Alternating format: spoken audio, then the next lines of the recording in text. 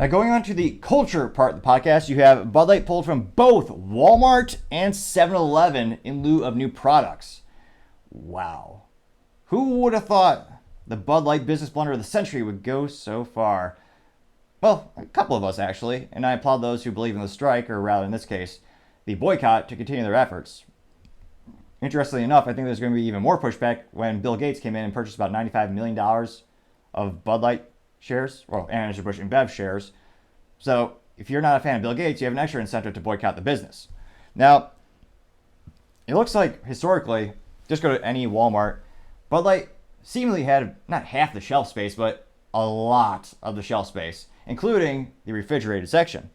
And same with 7-Eleven. They always had a massive presence there.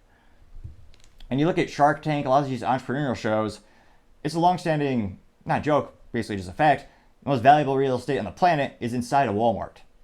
Putting a product there sometimes takes years. There are entrepreneurs who spend their whole life fighting to get on a Walmart shelf. It's so difficult. But it's worth the effort of sweating it out and grinding it out to get on that shelf, because you have guaranteed some of the highest foot traffic in the grocery industry. Some of the highest spend in the grocery industry. They're going to push massive volumes for your business you can't fathom. So it's certainly something, again, people strive their whole life just to get in Walmart. And to be losing and decreasing shelf space is even worse. Now, interestingly enough, they specified it's going to be the refrigerator space at both Walmart and 7-Eleven. That's the most expensive space in those stores. That's even more hyper competitive. Look at any Shark Tank episode where they talk about a refrigerator or a frozen food item. That is the hardest thing to get in a Walmart, basically. Because, again, not only is that space more expensive because they have to pay for the refrigeration units, the electricity, but just by its very nature of having the infrastructure, they're not usually adding aisles of additionally refrigerators. They might change to the whole store, but those are pretty much, they stay put. They don't really vary the quantity of capacity too often. So to lose the most valuable space, that's terrible. Now, interestingly enough, in terms of the volume of their sales, you have a third-party marketing company called Beer Market Analyst, A+ Marketing. You know exactly what they do. They know that 80% of beer sales occur at places like retailers and gas stations, whereas where the consumers take the product home, about 20% of their sales will come from, think of bars, restaurants, ballparks, places where you go and actually consume the product on-prem or on-premise. And it looks like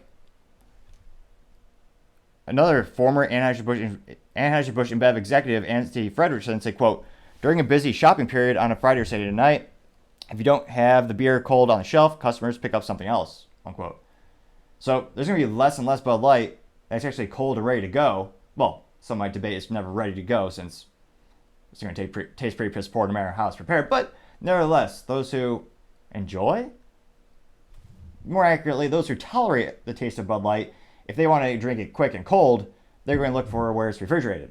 And again, we've seen this with, the sales decrease is about 26 to 30% week over week compared to the same fiscal period weeks last year. So it's very easy to substitute it for another brand, especially because in this beer instance, the competition is right next to the cases. They're all right there. You don't have to make a separate trip to a different store. It is so convenient, which is another reason the business should have never done anything controversial in the first place. They should have been much more conservative, well, in many of their regards, additionally in their marketing as well. Don't do anything too risky.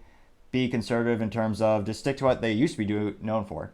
Sponsor concerts, sports balls games. What else do they? It's kind of cliche things they do. Rodeos, maybe.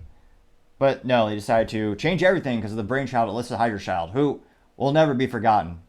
She is very proud of the fact, I think she took down her LinkedIn, but she is the first woman in InBev marketing, something like that. VP of marketing. Yeah. She is the first, and we will never forget her. I will give her that. That is a fact. Now, interestingly enough, you have the competition. You have Constellation Brands. The CEO, Bill Newlands, telling investors on an earnings call that the retail displays were changing in ways that, quote, work to our advantage, unquote. So a little hint that it sounds like they're going to be gaining some of those display units, as well as some of those, I was going to say frozen. That would be, they don't have beer slurries yet, or popsicles. That might be another business idea. But in the refrigerated section, sounds like they're going to be increasing their footprint or their square footage in there as well. I can't help but think this business blunder is only getting started. It's sports ball season. They're supposed to be exponentially increasing their sales. I can't help but think, I mean, it's about 30% decrease on average. Will it hit 35%? 40%? How bad is it going to get throughout the sports ball season, as traditionally, when people buy the product, now they're choosing the competition more and more? I can't help but think that trends are going to increase rather than decrease. Thank you everyone for taking the time to tune in. Again, we're trying to get to 4,000 subscribers by the end of September, so if you click that button, I would greatly appreciate it. Also, get that free flamethrower with every September purchase. Go to toppictechnologies.com to learn a little bit more.